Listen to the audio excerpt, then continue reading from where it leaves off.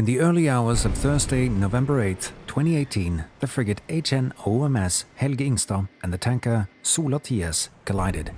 The collision resulted in a 46-meter-long gash along the frigate's side, and several systems were damaged or degraded. A few seconds after the collision, the frigate experienced a blackout for 10 seconds.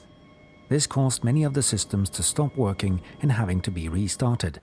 The bridge crew were under the impression that they had lost control of propulsion and steering. After 10 minutes, the frigate ran aground. 6 hours later, she was partially submerged. The Norwegian Safety Investigation Authority has now reached a conclusion regarding the factors that caused the frigate to run aground and subsequently sink. Undersøkelsen vår viser at ulykka skyldes en rekke ulike faktorer. Kollisjonen resulterte i en betydelig skade på fartøyet utover designkriteriet. Besetningen befant seg i en dramatisk og uoversiktlig situasjon, noe som førte til et høyt stressnivå. Besetningen manglet tilstrekkelig grunnlag for å vurdere tiltak som kunne ha forhindret forlis, og de manglet nødvendig kompetanse til å benytte de verktøyene som kunne ha vært til hjelp. After the collision, the bridge crew had to focus on understanding what had happened and what lay ahead, at the same time as they made several unsuccessful attempts to gain control of instruments and communication systems on the bridge. When they eventually became aware of the risk of running aground, it was too late. 10 minutes after the collision, HNOMS Helge Ingstad ran aground. Besetningens oppøving manglet viktige elementer. Det var satt av for lite tid og ressurser til å øve på komplekse havariscenarier. Besetningen hadde derfor ikke tilstrekkelige forutsetninger for å kunne håndtere situasjonen de sto i ulykkesnatten. Sjøforsvaret sørget ikke for at besetningen oppfylte viktige forutsetninger i bemanningskonseptet. Konseptet var basert på en minimumsbesetning og stilte høye krav til både kompetanse og erfaring. Dette utgjør en sårbarhet for sikker drift av fregattene. The machinery control room was centrally located on board. From here, the crew could take control of the propulsion lines and rudder if this proved impossible from the bridge. A third option was to initiate emergency steering of the rudders directly from the steering gear room. The bridge crew were under the impression that the systems for communicating with the rest of the frigate were out of order. They were therefore unable to communicate the challenges they encountered in trying to control propulsion and steering from the bridge. The Norwegian Safety Investigation Authority's reports show, however, that several of the communication systems were in working order. The investigation has also shown that it would have been possible to control the rudders from the bridge after the collision, even if the crew did not realize that this was so. At 04:11:16, HNOMS Helge Ingstad ran aground. This meant that a large part of the damaged area in the ship's side came below the waterline, causing more rapid flooding of the frigate. The stability calculator was not approved for use and was therefore never used to assess the frigate's stability or survivability. Decision support for the crew was therefore limited to a rather unsuitable carpet plot. Helt siden fregattene ble levert, har det vært kjent i Sjøforsvaret at stabilitetskalkulatoren ikke fungerte tilfredsstillende for besetningen. Dersom denne hadde vært i bruk, og besetningen hadde hatt jevnlig trening i å bruke den, ville dette kunne gitt dem en visshet i at fartøy ville overleve skadene.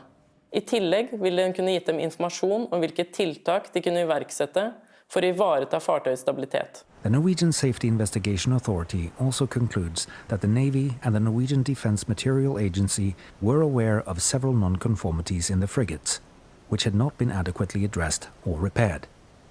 Several of the non-conformities had a direct impact on the sequence of events. This is a recording from the frigate's bilge system on the morning of the accident.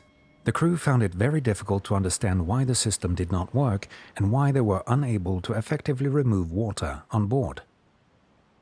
At 04:51, HNOMS Helge Ingstad announced that 127 of the 137 crew members were to evacuate the frigate. Several members of the ship management remained on board for another hour and a half. Fartøyets dører, luker og andre åpninger som var forutsatt lukka for å ivareta stabilitet og flyteevne, var ikke stengt ned ved evakuering. Våre beregninger har vist at en nedstengning kunne forhindre at KNM Helge Ingstad forliste. The investigation has also shown that the Norwegian armed forces have been unable to establish a systemic approach to learning from undesirable incidents. Neither the Navy nor the Norwegian Defence Material Agency has had sufficient knowledge about the implications of known technical non-conformities for the safe operation of the frigates. there has been inadequate follow-up of the development and updating of the frigate's technical documentation. Organiseringen av skipssikkerheten i forsvarssektoren fremstår som fragmentert og uoversiktlig, og uten en helhetlig tilsynsordning. Det har heller ikke vært balanse mellom oppgaver og ressurser knyttet til teknisk drift av fregatter. Tugboats were eventually instructed to push the frigate towards the shore. The Navy's land-based crisis management team did not have sufficient stability expertise. They also lacked an overview of the extent of shutdown on board. At approximately 10:30, Helge Ingstad developed a heavy list. She subsequently sank. Based on the investigation, the Norwegian Safety Investigation Authority submits a total of 28 safety recommendations for the purpose of contributing to better safety. They include the following. The Ministry of Defense must take steps to clarify the regulatory framework for the purpose of ensuring ship safety. This includes clearly defining the roles of authorities, avoiding dual roles, and establishing an overall independent supervisory function for naval activities. The Norwegian Defence Materiel Agency must ensure correct prioritization in balancing tasks and resources relating to the technical operation of the frigates.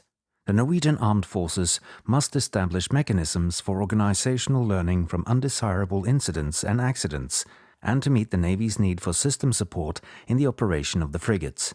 The Royal Norwegian Navy must review and conduct a risk assessment of the manning concept for the frigates and take steps to clarify the prerequisites for the concept and how these are to be followed up. The Royal Norwegian Navy must evaluate and implement measures in its own training and exercise programs to ensure that the frigate crews have the competence required to handle complex damage control scenarios. Steps must be taken to ensure that the Navy has an overview of the risks associated with non-conformities with a view to ensuring safe operation. The Armed Forces Material Safety Authority must conduct supervisory activities of the Norwegian Defence Materiel Agency and the Royal Norwegian Navy to ensure safe operation of the frigates through long-term good configuration management and updated technical documentation.